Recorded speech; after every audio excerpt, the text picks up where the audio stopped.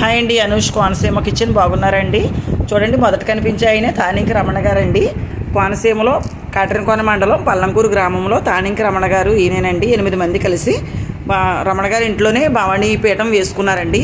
ఈ దసరాలో నవరాత్రులు, దేవీ నవరాత్రులు కదండి, భవానీ మాల వేసుకుని వీళ్ళందరూ కూడా ఎంతో నియమనిష్టలతో గౌతమి గోదావరి ఉందండి పల్లంకూరు గ్రామంలో. మాకు గౌతమి గోదావరిలో స్నానాలు చేసి ఉదయం సాయంత్రం నియమనిష్టలతోటి ఎంతో నవరాత్రులు సందర్భంగా మన అమ్మవారిని భవానీమాతని ఎంతో అందంగా పూజించుకుంటున్నారండి. చూడండి, తల్లిని మనం దర్శనం చేసుకుంటే మనకు ఎంతో అదృష్టం, అష్టైశ్వర్యాలు, ఆయురారోగ్యాలు, సిరి సంపదలు, భోగభాగ్యాలు కలుగుతాయండి.